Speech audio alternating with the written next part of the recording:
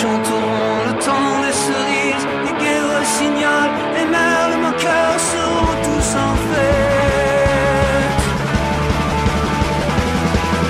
Les belles auront la folie en tête et les amoureux du soleil au cœur quand nous chanterons le temps des cerises sifflera bien mieux le merle moqueur.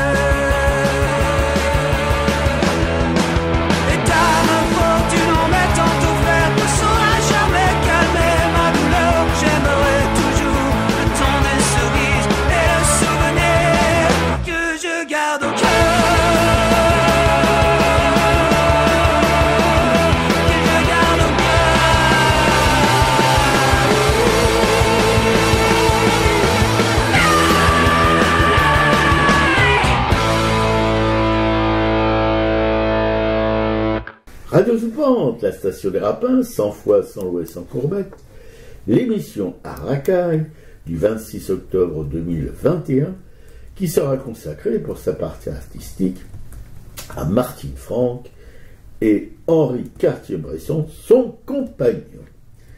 Vous avez eu la chance inouïe d'écouter le temps des cerises du groupe Noir Désir, et nous allons tenter au cours de ce petit parcours radiophonique de porter notre regard en marge sur l'art et de dénoncer les seuls coups de la politicienne en tête. Oui, bonjour à tous. Vous pouvez nous joindre sur notre mail à tracaille@orange.fr ou sur le téléphone de Radio Soupente au 01 41 95 20 96. Tous les matins, combien de morts faut-il ajouter au décompte? Combien de cadavres encore faut-il ajouter à la honte? Gaza bombardée, massacrée, enfants ciblés, mères en pleurs, de mots viennent à mes pensées. La lâcheté et le déshonneur. C'est un peuple mis en prison, qu'on mutile, qu'on asphyxie. Écoles, hôpitaux, maisons, partout ruines, gravats, débris. Écraser les chopes et la rue, le marché, la chambre au bonheur, et de mots marquent ceux qui tuent. La lâcheté et le déshonneur.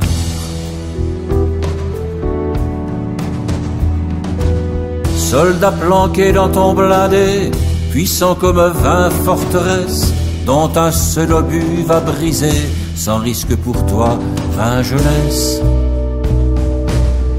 Et toi pilote, routinier, avec tes missiles de l'horreur, ou personnifiés à jamais. La lâcheté et le déshonneur.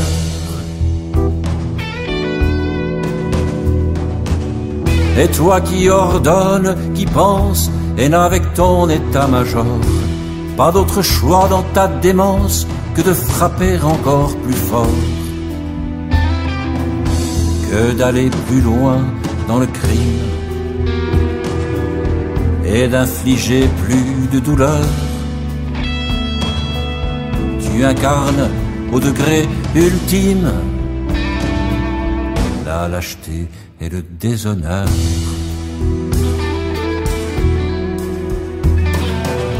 Non, la lutte n'est pas égale entre 1000 avions, 1000 chars, 100 000 bombes infernales et un peuple enfermé à gare. Taisez-vous, gens de propagande, larbin sans conscience ni cœur. Vos mots sont fientes qui défendent la lâcheté et le déshonneur.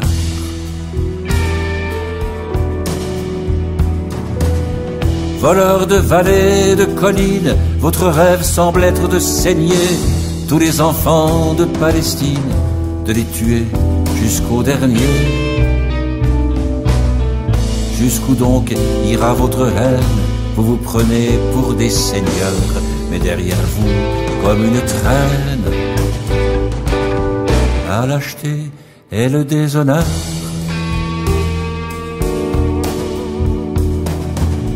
Et lui et elle, et vous d'ici, femmes ordinaires, simples passants, où sont votre rage et vos cris? Le silence est assourdissant. Et toi, le premier d'entre nous, veulent qui reste spectateur. Voici que retombe sur nous ta lâcheté et ton déshonneur.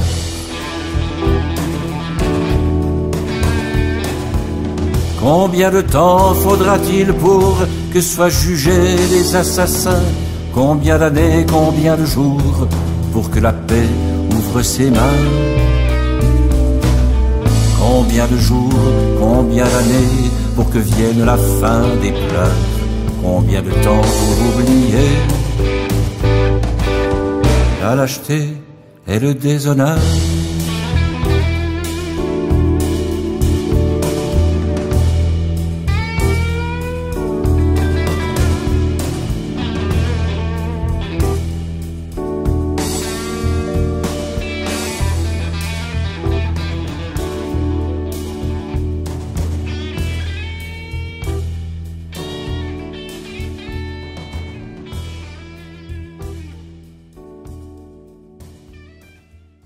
Gaza été 2014, interprété par Michel Buller. Pour introduire mon papier que j'ai intitulé « La route ». Une photo que Pierre Stamboul a postée sur Facebook d'une route palestinienne concassée par l'occupant israélien pour empêcher la circulation. Un choc terrible, cette image qui montre une fois encore, une fois de plus, la bêtise portée à son paroxysme des colonisateurs de ce tout petit pays, qui détruit aussi les oliviers en les arrachant à l'aide de bulldozers géants, les sciant à la tronçonneuse ou en brûlant les lopins de ces beaux arbres nourriciers qui ont fait notre civilisation. Quand arrêteront-ils leurs exactions, leurs meurtres, leurs bombardements, l'enfermement de Gaza, la sortie des bateaux de pêche au-delà de quelques milles marins, les enfants en prison, les femmes empêchées d'accoucher en les retenant au checkpoint, le mur de séparation, le pillage, l'expulsion, les camps de réfugiés. La liste est si longue de toutes les horreurs qui déchirent la Palestine, de ses habitants héroïques, indiens des plaines de l'Ouest américain au Moyen-Orient, et les cowboys hébreux ne sont pas plus civilisés que leurs homologues américains l'étaient. Mais l'exemple vient de loin, dans l'histoire des hommes, dont la distraction favorite consiste à dépouiller le voisin. L'histoire humaine se résume à cet exercice de pillage des biens de l'autre avec toujours les mêmes scénarios dans ce domaine. L'originalité n'a pas de place réservée. Par contre, le sang et les larmes, oui. Cette route qu'ont cassée nous interroge, nous met en garde. Nous ne sommes pas ici en France française, immunisés contre la connerie guerrière, enfin c'est ce qu'on espère, quand ce n'est pas contre des pays. Voilà-t-il pas qu'un virus en fait les frais. Nous sommes en guerre, bramait celui qui croit nous présider. Non pas avec la Russie ou la Chine, pas encore, mais contre un truc qui sort d'on ne sait où et qui tue indifféremment tout ce qui respire chez les humains. Nous sommes en guerre. Nous ne sommes pas très éloignés du concrassage de routes, ou des petits chemins qui sentent bon la noisette, ou de la fête nationale. Une route, c'est une artère semblable à celle qui nous irrigue du sang de la vie. Les routes irriguent un pays, mais pas en Palestine qu'on détruit pour faire cesser la vie. Et les Palestiniens doivent être des grands marcheurs s'ils veulent survivre. Ici, on marche pour la santé de nos petites personnes en mal d'exercice physique. Là-bas, sur ce petit bout de terre occupé par des étrangers, on marche pour boire, manger, se faire soigner, accoucher, visiter un prisonnier, travailler si on parvient à passer le checkpoint. Ce ne sont pas des marches de confort, mais de prisonniers. L'image de la peinture de Van Gogh sur la route, sur la cour de l'asile de Saint-Rémy, où les malades tournent en rond, me patafiole lorsque je regarde cette route fracassée. Quel lien entre ces deux images? Eh bien, je crois l'image du peuple palestinien qui tourne en rond dans un périmètre imparti dont il n'a pas le droit, sous peine de mort subite d'une balle dans la tête de snipers israéliens, de sortir même les mains en l'air. Peut-être que la mafia criminelle aux commandes en Israël rêve qu'en cassant les emmerdeurs qui ne veulent pas décagner de leur terre, pardon, je recommence ma phrase, parce que là je bafouille un peu. Peut-être que la mafia criminelle aux commandes en Israël rêve qu'en cassant le revêtement routier des voies palestiniennes, elle pourra enfin se débarrasser de ces emmerdeurs qui ne veulent pas décaniller de leur terre. Je parle de la terre palestinienne. Pourtant, depuis plus de 70 ans, ils ont tout essayé. Ouais, et là c'est pareil, je viens de recevoir une info de l'association France-Palestine Solidarité qui dénonce la participation de l'aviation française à un exercice militaire. Alors il n'y a pas que la France, il y a les armées de 7 pays, il y a les États-Unis, le Royaume-Uni, l'Allemagne, la Grèce, l'Italie, l'Inde et la France, qui depuis une semaine font un exercice de grande envergure orchestré par l'armée israélienne. Voilà, pendant 12 jours on simule des combats air-air, air-sol. Et comme ça, Israël permet d'avoir toujours son image redorée et de passer pour d'être là, quoi. C'est l'armée israélienne qui est aux commandes. C'est fait avec l'armée. C'est une opération qui est faite avec l'armée israélienne. Israël compte en plus donner un grand retentissement à ça. Donc c'est un objectif diplomatique qui vise donc à redorer son image, son armée, et avec la présence complice donc de l'armée de ces 6 pays, dont la France et l'Inde. Où se passe En Israël, au-dessus d'Israël. En Israël, carrément. Voilà. Et donc là, la France y va. Depuis 2017, elle n'avait pas participé à ce genre d'exercice, mais là, pourquoi en Israël? Ouais. Là, on peut se poser la question. On peut se poser la question, voilà. Mais la France, en intervenant, elle légitime de toute façon toutes les actions de l'armée israélienne. Alors que la France ne compte pas, en participant à ces mascarades guerrières, qu'elle va regagner le cœur des Arabes. Hein. Là, je crois que ils ont enfin compris, enfin j'espère, les Arabes, que la France n'était pas du tout une amie, mais une ennemie aussi déclarée qu'Israël, que les États-Unis, bref, que la Grande-Bretagne, tous ces pays qui ont reconnu aux Nations Unies en 1947 si vous voulez, la création d'un État israélien sur les terres de Palestine. Voilà.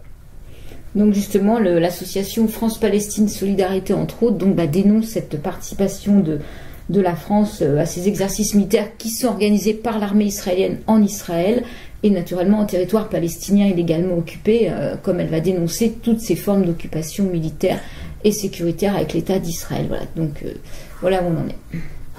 Alors moi, mon presse-papier, je vais revenir sur plusieurs sujets, dont l'écologie qui me passionne toujours. Mais je vais juste commencer par rapidement la dernière intervention de Ruffin à l'Assemblée qui interpellait une ministre sur les 682 € par mois que gagnent ces aides à domicile.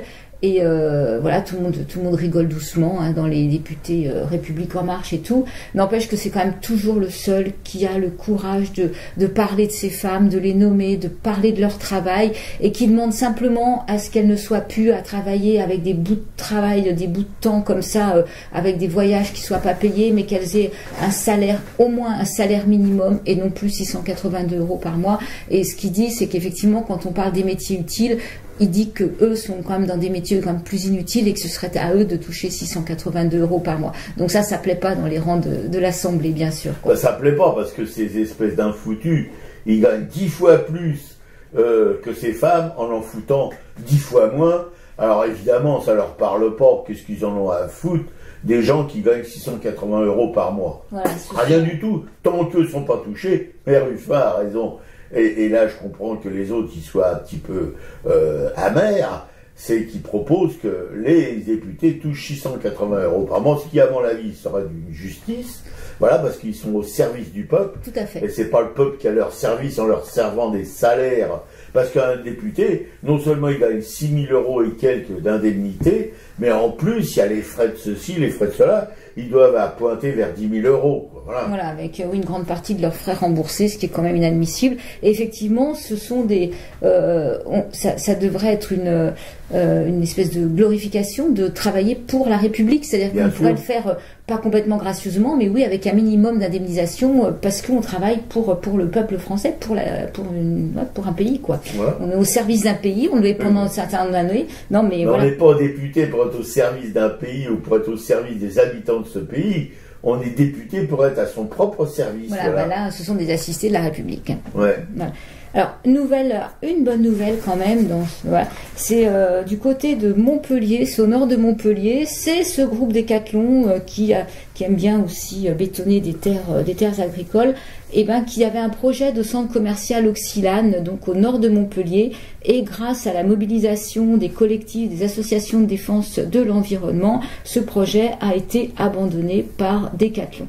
Donc ça, c'est quand même une bonne nouvelle. Il y avait 24 hectares de terres agricoles qui auraient dû être bétonnées pour faire une jardinerie Truffaut, un magasin, des restaurants, des salles de sport, des parkings, des bassins de rétention, parce que c'est inondable, tout ce dont on n'a absolument plus besoin aujourd'hui. Donc là, il y a une victoire. Mais en fait, il y a une victoire aussi parce que tout le monde a été contre ce projet. C'est-à-dire que même la mairie de cette commune de Saint-Clément-de-Rivière a décidé de classer les espaces convoités en terres agricoles dans son nouveau plan local d'urbanisme. Donc effectivement, quand il y a une mobilisation de la part des politiques, ça peut fonctionner, quoi. Ouais, des citoyens. Et des citoyens. Mais effectivement, le maire a quand même... les citoyens, les politiques, ils ne peuvent rien faire. Sauf que le maire a classé ces terres. Donc à partir du moment où ces terres ont été classées, le projet n'a pas pu continuer d'exister, quoi. Donc ça, c'est quand même une bonne nouvelle. Donc ces terres sont maintenant des terres à nouveau en zone agricole, quoi. Moins bonne nouvelle, c'est sur le Rambouillet. Il y a c'est des articles de reporters à Rambouillet. Ce sont les faisans massacrés pour le plaisir des riches. Donc là, il y a une enquête assez insupportable qui montre comment chaque année des milliers de volatiles sont élevés pour être destinés à être tirés par une clique de privilégiés, et que certains même profitent du mécénat d'entreprises défiscalisées pour s'adonner à ce type de chasse contestée, donc par tous ceux qui protègent l'environnement. Et la vie. Parce que ces faisans sont élevés pour être tués. Ah non, mais c'est pas des bêtes sauvages. Hein. Ah non, c'est une catastrophe. Moi, j'en avais vu en Sologne. Ils sortent à peine de leur cage que on peut leur tirer dessus parce qu'ils ont jamais vu, ils ont jamais été dehors. Donc effectivement, ils ont aucune défense.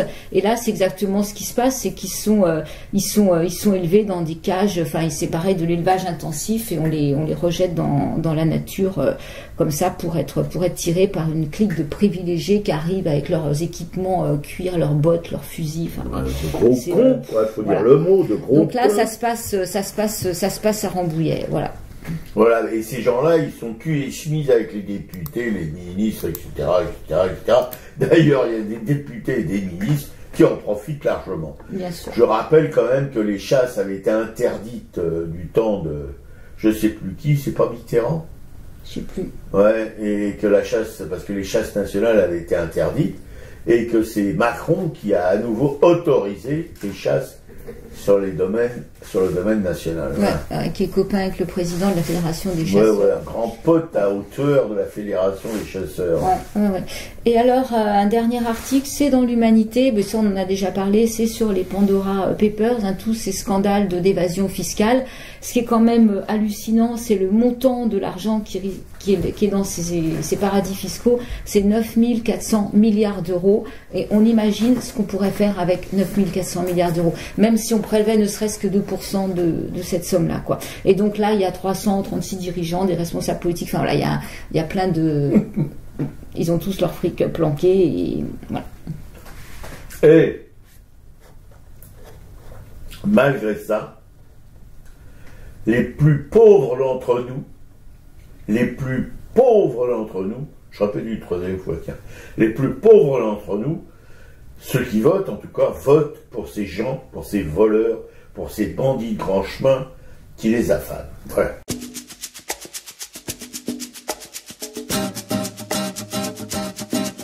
Je suis né au début des années 80. Mes parents firent faillite, gérant Félix Potin. Quand à la fin des repas, je disais que j'avais faim, on me disait mange ta main et garde l'autre pour demain. J'ai jamais bien compris ce que me disait ma mère. Une main ça nourrit pas, y a que de la peau et des nerfs. C'est pour ça qu'aujourd'hui j'ai trouvé mieux à faire.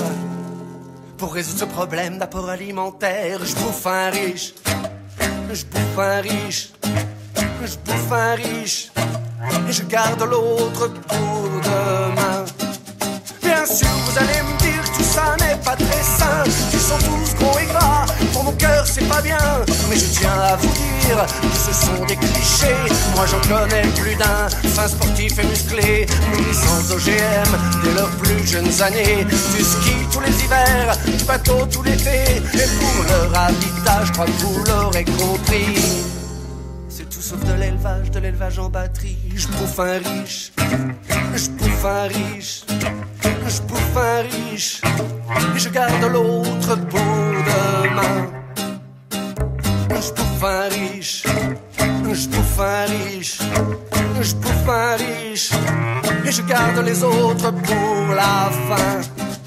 J'ai grandi à l'époque des restaurants du cœur. Il n'y avait plus, tu vois, d'exploités, d'exploiteurs. On était des exclus, va trouver l'exclueur. Tout ça c'était de notre faute, on était des losers. Fallait savoir se vendre, devenir des winners. C'est la loi de la jungle, tu gagnes si t'es un tueur. C'est pour ça qu'aujourd'hui, j'ai plus faim, j'ai plus peur. Quand vient l'heure du repas, je souris de bon cœur. Je bouffe un riche, je bouffe un riche, je bouffe un riche, et je garde l'autre pour demain. Je bouffe un riche, je bouffe un riche, je bouffe un riche, et je garde les autres pour la fin. Si toi aussi tu peines à payer ton loyer, faire des courses pour la semaine ou prendre des congés, si tu sais pas quoi faire pour sauver la planète, si tu as des ulcères quand tu penses aux Fouquettes, si tu veux rendre service aux enfants qui suivront, alors vas-y mon gars, c'est l'heure du gueuleton. Si tu n'as plus de dents parce que ça coûte trop cher, fais-le cuire en hachis avec des pommes de terre. Mais bouffe un riche, bouffe un riche, bouffe un riche, et garde l'autre pour demain. Bouffe bouffe un riche, bouffe un riche, bouffe un riche, et garde les autres pour la fin. Bouffe un riche, bouffe un riche, bouffe un riche, et garde les autres pour demain. Bouffe un riche, bouffe un riche, bouffe un riche, et garde les autres pour la fin. Bouffe un riche. C'était Bouffe un riche, la Rabia. Peut-être que quand on aura tous bouffé, on sera peinard. On aura une indigestion, ça va pas être terrible. Ça doit pas être bon. Oui, l'indigestion, ça se soigne. Mais ça doit pas être bon. Ils disent que les riches, ça soigne pas.